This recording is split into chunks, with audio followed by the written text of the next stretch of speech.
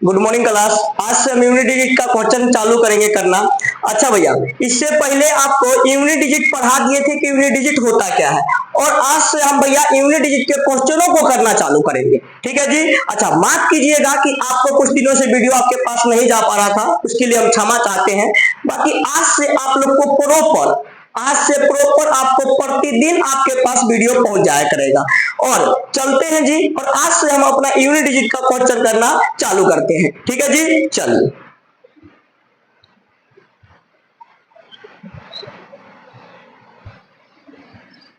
ये रहा भैया आपका दो क्वेश्चन। चलिए, आप वीडियो को पॉज करके और इस क्वेश्चन को करने की कोशिश कीजिएगा। मेरे ख्याल से आप लोगों ने इसको कर लिया होगा। चलिए अब देखते हैं। अच्छा, याद करो बाबू कि इससे पहले हम आपको यूनिट डिजिट बताए थे कि यूनिट डिजिट होता क्या है। यूनिट डिजिट का मतलब कि पहला अंक। यूनिट डिजिट का मतलब क्या होता है जी? इकाई अंक का मतलब होता है पहला अंक। ठीक है, तो इसके पीछे वाले अंकों से तो हमें मतलब ही नहीं है, पहले पहले अंकों से मतलब है। ठीक है जी, पहला पहला अंकों से मतलब है। तो देखिए कैसे करते हैं, बड़ा इजी क्वेश्चन है। आपको 7 3 7 9 5 1 9 1 6, बस इनसे मतलब है ना जी। इनके क्या पीछे वाले अंकों से आपको मतलब है? बिल्कुल मतलब नहीं है। क्या बोला है कि इन गुणनफलों में इकाई अंक क्या होगा? ऑप्शन ए है 0, ऑप्शन बी है 5, ऑप्शन सी है 1, ऑप्शन डी है आपका 7। ठीक है जी, चलिए करते हैं। तो 7 तिया कितना होता है जी? 21। 7 तिया 21, तो पूरा 21 मत लीजिए, 21 का 1 को फिर 7 से करेंगे तो जी क्या हो जाएगा हमारा 7। फिर 7 निमा 63, 63 का 3 को फिर हम 5 से करेंगे तो 5 तिया 15, 15 का 5 को फिर हम 1 से करेंगे, 5 को 1 से करेंगे तो फिर 5 ही आएगा। 5 को 9 से करेंगे फिर भी 5 ही आएगा। फिर 5 को 1 से करेंगे फिर भी 5 ही आएगा। अब 5 को हम 6 से कर देंगे तो 6 पंचे 30, 30 का 0, यानी कि ऑप्शन नंबर ए आपका राइट आंसर होगा। देखिए, इसका आपको हम ट्रिक भी बताए थे कि अगर 5 का मुलाकात मल्टीप्लाई में हो, यूनिट डिजिट अगर 5 और इसका मुलाकात इवन नंबर से हो जाए तो देखने की जरूरत नहीं, सीधे मारो 0। देखो 5 है ना, खोजो कहीं इवन नंबर है, हाँ ये मिल गया, तो पूरा करने की जरूरत नहीं, तो हम सीधे क्या मार देते जी? 0। ठीक है जी, चलिए अगला क्वेश्चन देखिए। कहीं 5 है क्या? इसका यूनिट डिजिट नहीं है 5, तो 5 नहीं है तो आप इसको गुना कीजिए। 3 और 8 को मल्टीप्लाई करेंगे तो कितना होता है जी? 24। तो 24 का 4 और 7 का मल्टीप्लाई करेंगे तो 7 चौक 28, 28 का 8 और 6 का मल्टीप्लाई करेंगे तो 8 6 48, 48 का 8, तो यूनिट डिजिट जी क्या हो जाएगा हमारा जी? 8, यानी कि ऑप्शन नंबर डी ठीक है। ठीक है जी, चलिए बहुत बढ़िया। अब नेक्स्ट क्वेश्चन देखते हैं। ये रहा जी आपका नेक्स्ट क्वेश्चन। चलिए जी, वीडियो को पॉज करके इसको भी करने की कोशिश कीजिए। मेरे ख्याल से आप लोगों ने कर लिया होगा। चलिए अब देखते हैं। देखो बाबू, आप याद कीजिए कि हम बताए थे कि किसी भी संख्या के ऊपर अगर पावर हो, क्या हो जी? पावर हो, तो पावर को दो 4 से भाग, पावर को क्या दो जी? 4 से भाग, और जो 4 से भाग देने के बाद जो शेष बचे वो उसका पावर हो जाता है। ठीक है जी, चलिए तो देखिए इसको हम, अच्छा एक चीज और, कोई भी संख्या, कितना बड़ा भी संख्या लिखा हो, 1 2 3 4 5 6 7 8 डिजिट का कितना बड़ा भी संख्या लिखा हो, पर अगर इसको 4 से भाग दे रहा ना, तो पीछे के खाली 2 ही डिजिट को भाग दीजिए। ठीक है जी, आपको हम रिमाइंडर थ्योरी में बताएंगे कि ऐसा क्यों होता है। ठीक है, चलिए यानी कि हमको बस खाली इसको भाग देना है।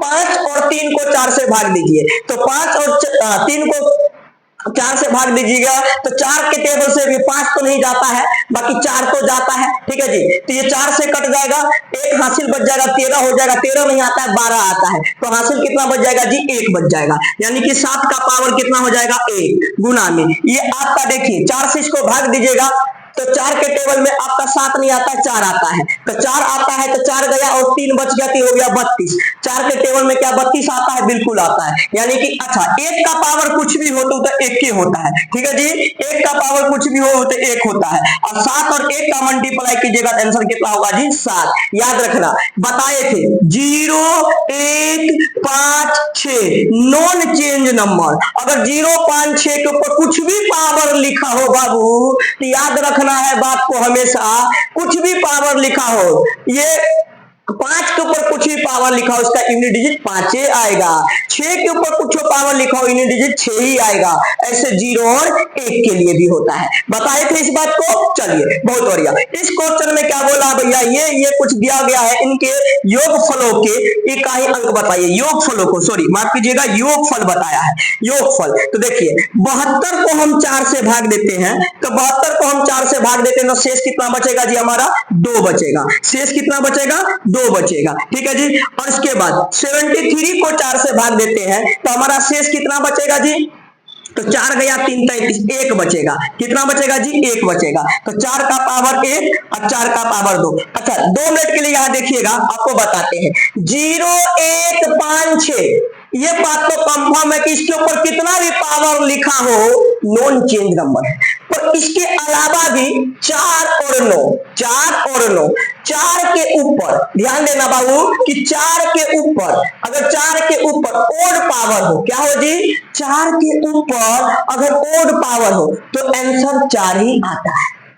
समझे, नहीं समझ में आया? मैं कह रहा हूं कि 4 के ऊपर ओड पावर हो, ओड मतलब कुछ भी ले लीजिए, 4 का पावर 1 लीजिए, 4 का पावर 3 लीजिए, 4 का पावर 5 लीजिए, 4 का पावर 7 लीजिए, हमेशा इसका यूनिट डिजिट 4 ही आएगा। आप करके देख लीजिएगा। ठीक है जी। अगर 4 के ऊपर पावर इवन हो, क्या हो जी, इवन हो, तो आपका आंसर 6 आता है। क्या आता है जी, 6 आता है। ये बात आपको समझ में आया? नहीं समझ में आया? फिर से समझो, हम क्या कह रहे हैं कि 4 के ऊपर बाबू अगर ओड पावर हो तो यूनिट डिजिट 4 ही आएगा। अगर 4 के ऊपर इवन पावर हो तो यूनिट डिजिट 6 आएगा। बात क्लियर? अरे 4 का स्क्वायर करो 6, 4 का पावर 4 रखो तब भी 6 आता है। ठीक है। 4 का पावर 1 रखो 4 ही आएगा, 4 का पावर 3 रखिए 4 ही आएगा। बात क्लियर? चलिए बहुत बढ़िया। अब आते हैं 9। 9 का अगर ओड पावर हो, 9 के ऊपर अगर 9 के ऊपर ओड पावर हो, 9 के ऊपर ओड पावर हो तो हमेशा ही आपको 9 ही देगा। क्या देगा जी, हमेशा यूनिट डिजिट ये 9 ही देगा।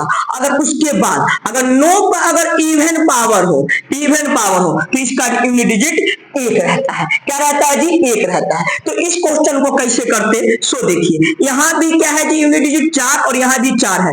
पावर ओड है कि इवन है, पावर ओड है कि इवन है, पावर इवन है ना, पावर इवन है ना तो आ जाएगा 6।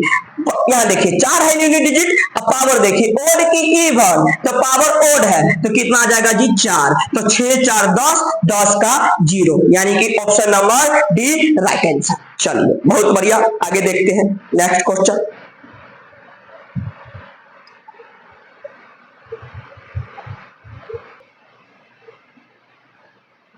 चलिए जी इस क्वेश्चन को करिएगा, देखिएगा हो गया होगा मेरे ख्याल से।